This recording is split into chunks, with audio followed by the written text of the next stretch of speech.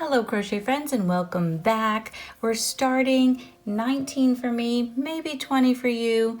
This is the stripe, okay? So I'm going to start with this teal stripe, but I did snip off my amber from the last time. And I'm just gonna move my hook out of the way. Just wanna get this tail taken care of. I'm gonna bring it to the inside of our work here because, you know, might as well, if you're gonna have a knot somewhere, you have it on the inside of your work, right? So I'm pulling it through. I'm just gonna give it a little knot just to secure ourselves here.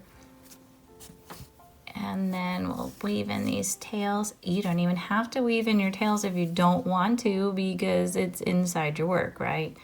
So nobody will ever see it. All right, there we go. Got that taken care of, so we will have no unraveling at all. Alrighty, snip that off. We're done with that. Put that in the little scrappy bag. Okay, now, here we go. Get my hook. Okay, so I'm onto the teal. I'm onto my color that I'm switching out with. I'm going to continue single crocheting all the way around like we've been doing. This for me is going to be 19, 20, and 21. Like I had said in the last video, my first stripe was 3 rounds, so I wanted to make this one consistent. Depending on what you're doing for stripes, maybe you've been striping every 3 rounds. I mean, that would be really pretty.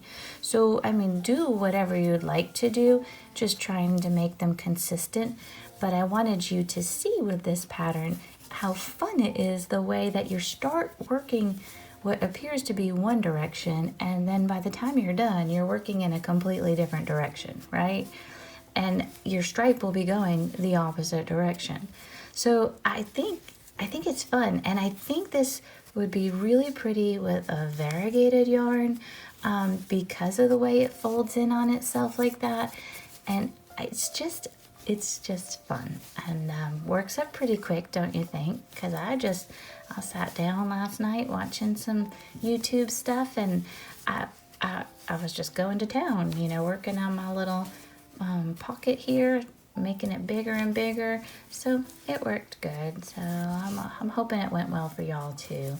So nice single crochets. You don't have to think about it. Just really what you're thinking about is keeping track of your rounds and watching how much distance you have between your two sides as they're turning in on themselves. So I think this is going to be a lovely project. And I was thinking for Thanksgiving dishes, but boy, if you did, you know, Christmassy colors, that would be pretty too, around Christmas time, any holiday. Or even just, you know, you go into a friend's house and you need a little hostessy gift, and this would be really pretty with a platter or something. So, you know, just some thoughts on it. I'm always trying to think of ideas of how to use our projects, and I like to give them away. I do give most of mine away just because, well, I don't need that many of them myself, but it's just so nice to give something that you've worked on and it's from the heart, right? It just spreads a little bit of joy. So keep going with these single crochets. I'm doing 19, 20, and 21 if you're working the same thing as me, but do whatever it is that you're working on until we are ready to close up so that our two sides are meeting each other. Here we go. Okay, I'm on my last stitch here. I'm at the top.